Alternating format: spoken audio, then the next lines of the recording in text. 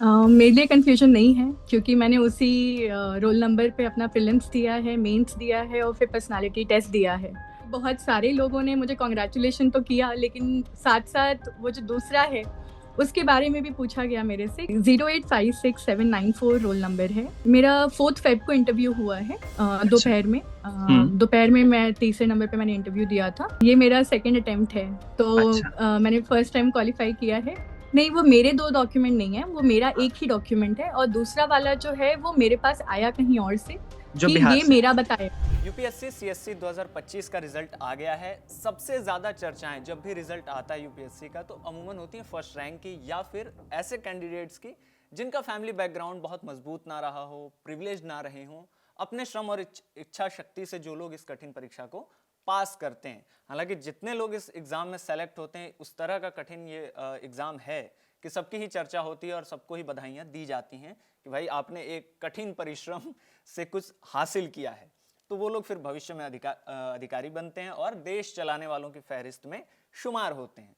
इस बार भी ऐसे कामयाब परीक्षार्थियों की चर्चा है ही, लेकिन सबसे ज्यादा अब जो चर्चा हो रही है वो हो रही है 301वें रैंक की, क्योंकि रैंक एक ही है और क्लेम जो है दो कैंडिडेट्स का है। सबसे पहले जब रिजल्ट आया तो आप देखिए कि बिहार में अपर कास्ट मिलिशिया रणवीर सेना जो हुआ करती थी, उसकी नींव रखने वाले ब्रह्मेश्वर मुखिया की पोती आकांक्षा सिंह का नाम चलता है। आकांक्षा सिंह, ब्रह्मेश्वर मुखिया और उनकी रणवीर सेना, अगर आप जानते हो तो उन पर जातीय हिंसा के कई आरोप लगते रहे हैं और आज भी जब भी इतिहास की चर्चा होती है बिहार की तो उसमें लगते हैं। तो पहले कहा गया कि ब्रह्मेश्वर मुखिया की पोती ने यूपीएससी में 301वां रैंक हासिल किया है। फिर एक और आकांक्षा सिंह का क्लेम आया। उन्होंने कहा कि नहीं, जिस आकांक्षा ने यूपीएससी क्लियर किया है वो ये हैं। तो हमने दूसरी जो आकांक्षा हैं उनसे संपर्क साधा है थोड़ी क्लैरिटी के लिए। आकांक्षा, बहुत शुक्रिया और मैं बधाई भी आपको देना चाहता हूं, लेकिन पहले शुक्रिया ही दे रहा हूं कि आपने समय निकाला खबर गांव के दर्शकों के लिए। पहले तो मैं ये जानना चाहता हूं कि ये कंफ्यूजन जो क्रिएट हुआ है दो आकांक्षा सिंह के बीच में, एक आप हैं, एक आपको भी खबर होगी ही कि बिहार से एक और आकांक्षा सिंह का इस पर क्लेम है। थोड़ा सा इसको क्लैरिफाई कीजिए आप। मेरे लिए कन्फ्यूजन नहीं है क्योंकि मैंने उसी रोल नंबर पे अपना प्रीलिम्स दिया है, मेंस दिया है और फिर पर्सनालिटी टेस्ट दिया है। तो मुझे तो लगातार यूपीएससी से भी मेल आते हैं मेरे रोल नंबर और मेरे नाम के साथ। हुँ। किसी भी और अगले पड़ाव पे जाने के लिए फॉर्म भरने पड़ते हैं, तो मैंने इसी रोल नंबर के साथ सब कुछ किया है, तो अच्छा। मुझे तो बाद में पता चला। अच्छा, कब ये आपके पास ये खबर आई? क्या न्यूज़ के ज़रिए या किसी और ने बताया कि आपके रैंक पे जो आप रैंक है आपका 301, उस पर किसी और का भी क्लेम है? एक्चुअली ये सरप्राइजिंग है क्योंकि बहुत सारे लोगों ने मुझे कॉन्ग्रेचुलेशन तो किया, लेकिन साथ-साथ वो जो दूसरा है, उसके बारे में भी पूछा गया मेरे से कि क्या 301 मेरी ही रैंक है। तो इस वजह से थोड़ा कन्फ्यूजन था, तो आई गॉट टू नो कि ऐसा क्लैरिफिकेशन देना पड़ेगा। हुँ। मतलब ये काफ़ी सैड है कि ऐसा हो रहा है, लेकिन अब हो गया है तो इसको क्लियर करना ज़्यादा ज़रूरी है। अच्छा, आप रोल नंबर का ज़िक्र कर रही हैं, ज़ाहिर तौर पे वही कुछ पैमाने हैं जिसके आधार पे ये क्लियर हो सकता है कि कौन किसका रैंक है। क्या वो रोल नंबर आप हमारे दर्शकों को बता सकती हैं? अगर अभी आपकी जानकारी में हो, आपको याद हो? हाँ जी, 0856794 रोल नंबर है एंड अच्छा। इसमें कोई कन्फ्यूजन नहीं है क्योंकि यूपीएससी बहुत क्लैरिटी से सारी चीज़ें करता है, तो हुँ। उस पे फेथ रखना चाहिए। This is more like a media confusion I think. UPSC से कोई कन्फ्यूजन नहीं है, अच्छा, उधर से आपको क्लैरिटी है। क्लैरिटी है।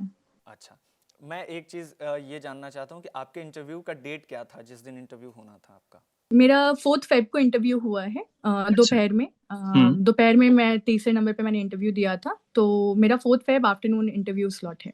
क्या कोई मेल वगैरह आता है ऐसे? क्योंकि एक तो हम जानते हैं कि यूपीएससी अपने वेबसाइट पे रिजल्ट जारी कर देती है कि इन लोगों का सिलेक्शन हुआ है। क्या जो परीक्षार्थी शामिल होते हैं उनको भी अलग से पर्सनली कोई मेल जाता है? कुछ इस तरह की प्रक्रिया है यूपीएससी में? ये मेरा सेकंड अटेम्प्ट है, तो अच्छा। मैंने फर्स्ट टाइम क्वालीफाई किया है।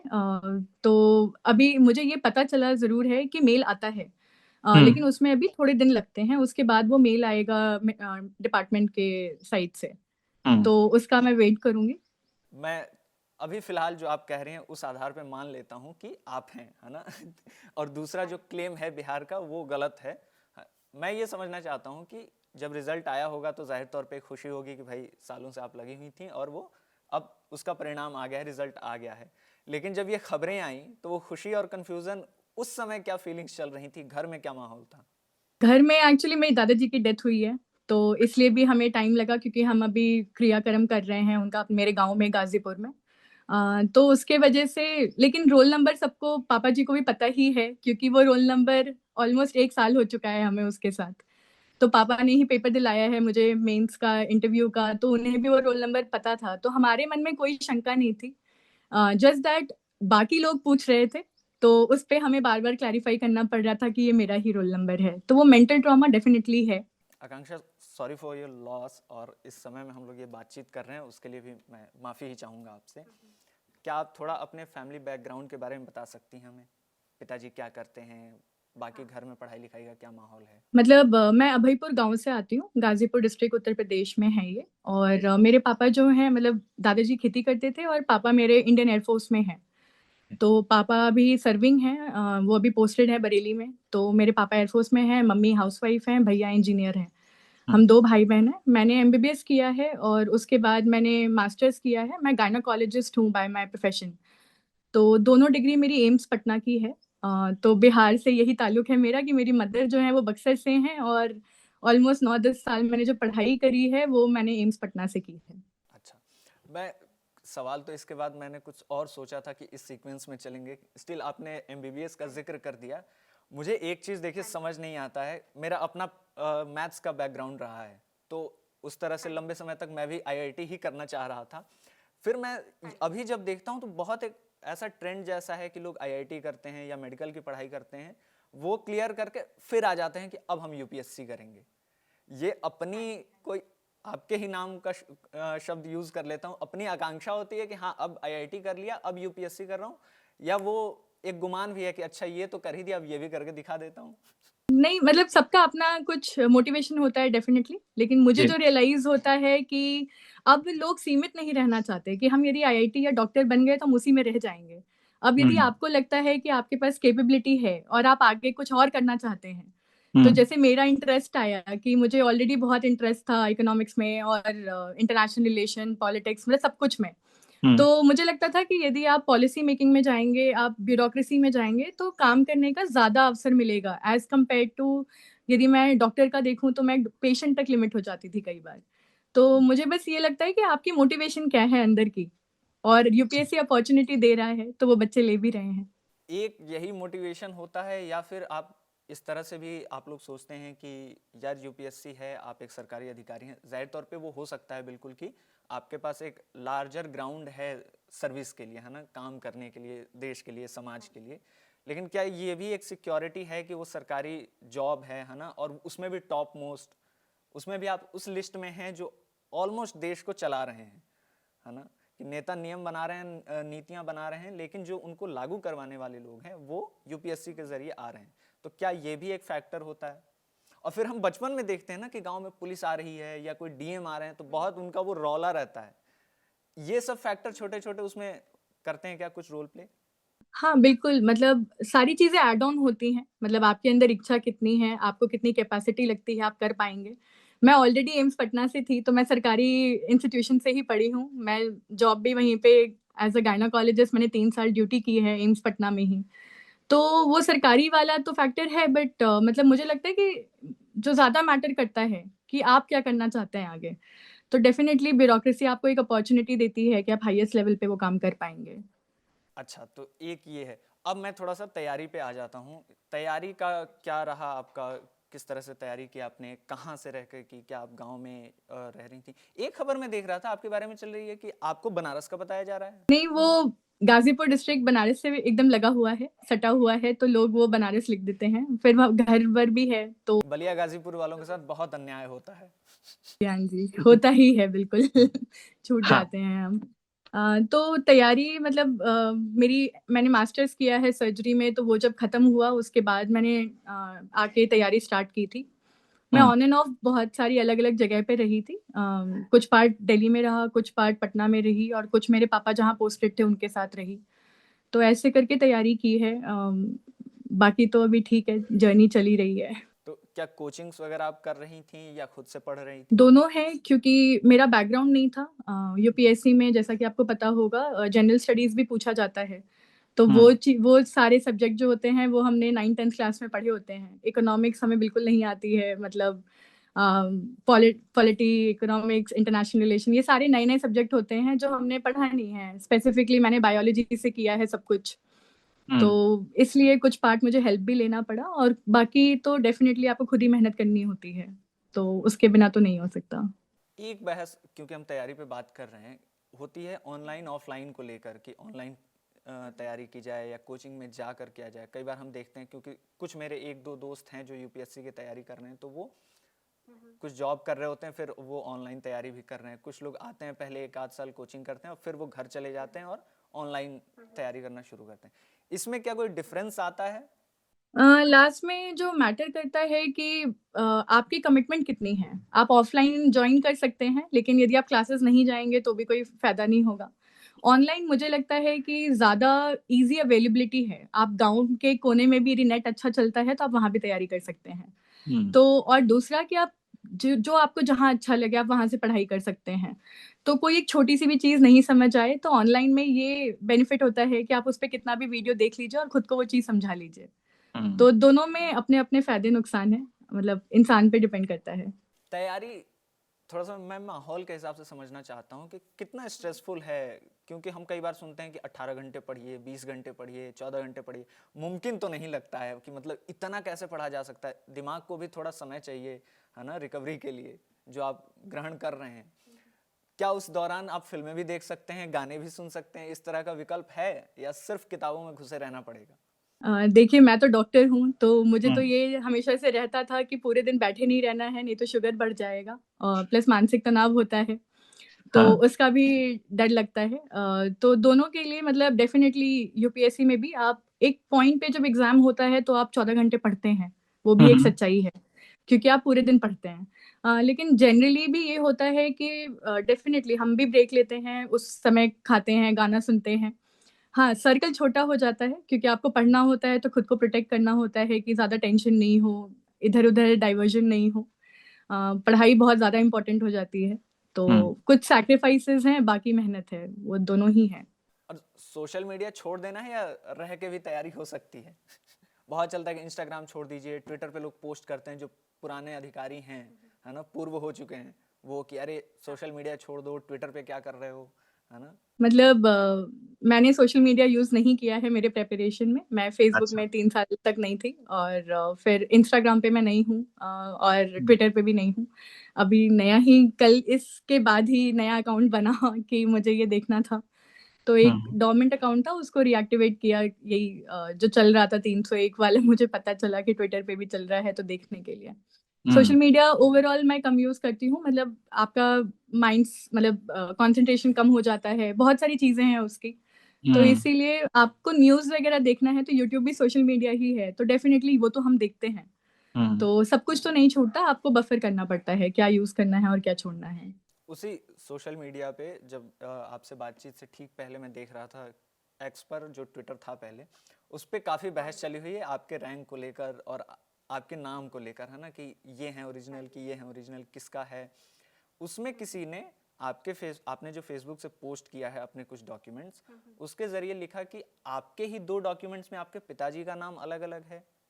नहीं, वो मेरे 2 डॉक्यूमेंट नहीं है, वो मेरा एक ही डॉक्यूमेंट है, और दूसरा वाला जो है वो मेरे पास आया कहीं और से जो कि बिहार ये से। मेरा बताया। हाँ जी, कि वो मेरा बताया जा रहा है। तो मैंने ये डाला कि मेरा वाला कौन-सा है और जो सही है मेरे अनुसार, और दूसरा वाला कि वो गलत है क्योंकि उसमें साइन नहीं है। आप उसमें जो डेटा है, मतलब उसमें मदर का नाम, फादर का नाम, आधार कार्ड, उसमें बहुत सारी जो डिटेल्स हैं, वो एक्चुअली में ई-समन में आती नहीं है यूपीएससी के थ्रू। तो इसीलिए मैंने दोनों डॉक्यूमेंट वहाँ डाले थे ताकि लोग समझ पाएँ कि क्या सही है, क्या गलत। मुझे पता नहीं था कि वो भी मिस इंटरप्रेट हो जाएगा। क्योंकि अभी संतोष सिंह जी हैं, इंडियन एक्सप्रेस से जुड़े हुए बिहार के सीनियर जर्नलिस्ट हैं, उन्होंने एक रिपोर्ट किया है। हालांकि उन्होंने भी अपने रिपोर्ट में उन्हीं आकांक्षा सिंह को वो रैंक दिया हुआ है, लेकिन उसमें से जो एक चीज़ मैंने नोट किया कि उन्होंने उन आकांक्षा के पिता का नाम इंदुभूषण सिंह लिखा हुआ है। हाँ जी, हाँ, और आपका जो डॉक्यूमेंट्स, मेरे पापा के नाम। हाँ, आपके डॉक्यूमेंट्स में कुछ अलग नाम है। हाँ जी, हाँ जी। अच्छा, मैं एक पर्सनल सवाल पूछ ले रहा हूँ, मेरे कुछ दोस्त मंडली हैं, उनमें मैंने मैसेज किया था कि मैं जा रहा हूँ आपका इंटरव्यू करने, तो उनका था कि भाई एक चीज़ पूछ लेना, स्ट्रैटेजी क्या हो सकती है यूपीएससी के लिए तैयारी करने के मामले में, खुद को टाइम मैनेज करने के मामले में? मतलब मैंने जो रियलाइज किया है, सबसे इम्पोर्टेंट आपका मेंटल हेल्थ है। क्योंकि आप गिरते हैं, उठते हैं, बहुत लंबी जर्नी है। एग्जाम अपने आप में 1 साल चलता है। तो सबसे इम्पोर्टेंट पॉइंट जो है वो आपका सपोर्ट सिस्टम और आपका मेंटल हेल्थ है। आपको बहुत ज्यादा दृढ़ता के साथ आना होता है कि आप ये क्यों करना चाहते हैं। दूसरा है कि पढ़ाई, आपको कोई एक सोर्स नहीं मिलेगा, आपको हर चीज खुद से देखना होगा, खुद से करना होगा। यहाँ पे कोई और आपको नहीं पढ़ा सकता। तो आपको हर चीज खुद से करके आगे बढ़ना है, और फिर गिरना और उठना वो आना चाहिए। मैंने खुद रियलाइज किया है, क्योंकि मैंने 2 बार पेपर दिया हुआ है। मैंने नीट भी दिया था, आईएनआई भी दिया था, मैंने एम्स क्वालिफाई किया है। बट उसके बाद भी रियलाइज होता है कि UPSC is more difficult, okay. Because her stage पे इतना होता है कि आपको पता नहीं होता है कि आगे क्या होगा। अच्छा। और जो एग्जाम लिखना होता है, 3-3 घंटे के पेपर होते हैं, तो वो लिखने में भी अपना अपने आप में एक स्ट्रगल है। तो वो बहुत जरूरी है कि उन सब चीजों पे ध्यान दिया जाए। लास्ट अटेम्प्ट आपका 2024 में था? हाँ जी, हाँ जी। तो आप वो मेरा कब पहला अटेम्प्ट था। तो क्या आपने प्री क्वालिफाई किया था? मेंस कहाँ तक गई थी? हाँ, मैंने प्री क्वालिफाई किया था, मेंस भी किया था, इंटरव्यू भी दिया था। मेरा उस समय ओके। 930 स्कोर था। तो मैं कुछ नंबर से रह गई थी, मतलब जो लिस्ट आई थी रिजर्व, वो 938 पे कट ऑफ हुई थी। अच्छा, और इस बार क्या स्कोर है? इस बार अभी स्कोर आया नहीं है, अच्छा, यूपीएससी अभी अभी रैंक रिलीज आया है। करेगा तो पता चलेगा। हाँ जी, हाँ जी। एक क्योंकि हम उधर बात कर रहे हैं रैंक और नंबर्स को लेकर, एक बिलियन डॉलर क्वेश्चन है, मतलब गांव से जब आप बच्चे होते हैं ना, तब से यूपीएससी के बारे में जब आप सुन रहे होते हैं तो बहुत वैसा चलता है मिथ जैसा कि अरे यूपीएससी के इंटरव्यू में ना पूछ लेते हैं कितनी सीढ़ियां चढ़कर आए हो, है ना, ऐसे कुछ रैंडम से सवाल। क्या पूछा जाता है इंटरव्यू में? रैंडम तो नहीं बोलूंगी, मतलब बहुत डेप्थ वाले क्वेश्चन होते हैं। वो क्वेश्चन आप सुन के ऐसा लगता है कि कैसे ही वो इतने डेप्थ में सोच भी सकते हैं। तो मतलब बहुत ही अवेकनिंग क्वेश्चन होते हैं, थॉट प्रोवोकिंग होते हैं कि इतने डेप्थ में वो चीजें। मैं गाजीपुर से हूँ, मुझे उस मंदिर के बारे में नहीं पता था, बट उन्हें पता था। हमारे अच्छा। यहाँ पे परशुराम जी का मंदिर है, तो उन्हें पता था। तो वो वाली बात है कि उन्हें इतनी चीजें पता होती हैं कि it's a very delightful experience to have. Interview आपको जिंदगी भर याद रहेगा, जैसे क्वेश्चन पूछे जाते हैं और जो माहौल रहता है। तो वो उस लोग बहुत मंदिर की वेलकमिंग चर्चा होते हैं। हाँ, मतलब ऐसे ही बहुत सारी चीजों पे चर्चा हुई थी। तो प्याज पे भी चर्चा हुई थी, अफीम पे भी चर्चा हुई थी, क्योंकि हमारे यहाँ पे अफीम होता है। हम्म। तो मतलब हर चीज पे चर्चा हुई थी। तो वैसे ही उसमें से मतलब बहुत डिटेल चीजें हैं। तो जब वो चीजें पूछते हैं तो आप खुद सोचने पे मजबूर हो जाते हैं, वो आप तैयारी नहीं कर सकते। देखिए, आपने तो यूपीएससी क्लियर किया है, तो आपकी मतलब जो मानसिक मजबूती है और आपकी जो तैयारी है वो बहुत ऊपर लेवल की है। हमारी नहीं है और हमारे कुछ दर्शकों की भी नहीं है। हमें बिना एग्जाम्पल के बात बहुत समझ नहीं आती। क्या आप कुछ एग्जाम्पल से और इसको समझा सकती हैं, सवालों का पैटर्न जो रहता है इंटरव्यू में? मतलब आपको, आप कहाँ से आते हैं, क्या प्रोफेशन है आपका। जैसे मैं डॉक्टर हूँ, तो मुझे ये सारी चीज़ों के बारे में क्वेश्चन पूछे गए थे। जो आपके करंट अफेयर में न्यूज़ चल रहा होता है, जैसे बांग्लादेश काफ़ी न्यूज़ में था, यूएसए, ट्रम्प, प्रेसिडेंट ट्रम्प। तो ये सारी चीज़ें पूछी गई हैं। सिमिलरली स्पोर्ट्स में हमारी एंट्रीज होती हैं। तो स्पोर्ट्स में मेरा टेनिस एंट्री था, तो मुझसे उससे भी रिलेटेड क्वेश्चन पूछे गए थे। जनरली मतलब बहुत चीज़ों को लेके, पॉपुलेशन क्या है उस पर चर्चा हुई थी। मतलब हमें पेमेंट कैसी करनी चाहिए स्पोर्ट्स में, मेल फीमेल। तो बहुत डाइवर्स चीज़ों पे, पोल्यूशन क्यों है, कैसे करें, क्या ठीक करें। तो मतलब बहुत सारी चीज़ों पे वार्तालाप होती है। और मतलब it's a very fluid conversation, काफ़ी ओके। अच्छा महसूस होता है बाहर निकल के। कितनी देर का इंटरव्यू चला होगा आपका? ऑलमोस्ट 25-30 मिनट्स का इंटरव्यू का था मेरा। अच्छा, लास्ट क्वेश्चन। आप क्या जो अब यूपीएससी की तैयारी करने वाले हैं, क्योंकि मेरे ख्याल से कैलेंडर जारी हो चुका है और प्रीलिम्स आने वाला है मेरे ख्याल से 2 महीने में, हाँ, तो जो अब एग्जाम देने वाले हैं, क्या उनके लिए आप कुछ टिप्स दे सकती हैं, कुछ रिसोर्स लिस्ट अपना बता सकती हैं कि आप ये पढ़िए, ऐसे पढ़िए? रिसोर्सेस तो नहीं, मतलब मुझे जो समझ में आता है कि आपको जो पढ़ के अच्छा लगे। मतलब कुछ चीज़ें हैं, जैसे न्यूज़पेपर हम हमेशा पढ़ते हैं, वो करना ही चाहिए। उससे बहुत मदद होती है। उसके अलावा आप जो बेसिक बुक्स पढ़ते हैं वो पढ़नी है, और आपको ऐड ऑन करना है खुद से। नेक्स्ट एग्जाम देना है या नहीं, अभी मैं वेट कर रही हूँ। पापा से बातें होंगी क्या करना है आगे, फिर अटेम्प्ट की बात होगी, तो फिर देखते हैं आगे का प्लान कैसे करना है। मतलब जैसे मैंने आपको बताया, अभी घर पे मेरे थोड़ा काम क्रिया चल रहा है, तो जी जी। माहौल थोड़ा अभी अलग है घर पे, इसीलिए। मैं इस बात को थोड़ा समझा नहीं, क्या अभी जो आपका रैंक आया है उससे आप सेटिस्फाइड नहीं है कि एक और अटेम्प्ट दिया जा सकता है? हाँ, मतलब मुझे लगता है कि दिया जा सकता है, तो अभी वही मतलब देखेंगे आगे की। ठीक है, तो आप जो भी फैसला लेंगे उसके लिए आपको बहुत बहुत शुभकामनाएं और बहुत बधाई आपको, है ना। और हम उम्मीद कर रहे हैं कि ये जो कंफ्यूजन क्रिएट हुआ है वो दूर हो जाएगा, है ना। और आप हों या जो बिहार से क्लेम आ रहा है उस पे मुहर लग जाएगी कि ये हैं, है ना, 301 रैंक पे कौन होगा। और फिर आपको शुभकामनाएं। हम दोबारा मैं सॉरी आपको कहना चाहूँगा क्योंकि आपके घर अभी उस तरह की स्थिति नहीं है, लेकिन हमने आपसे उस तरह से बातचीत की। बहुत बहुत शुक्रिया आकांक्षा, आपने खबर गांव के लिए समय निकाला। Thank you.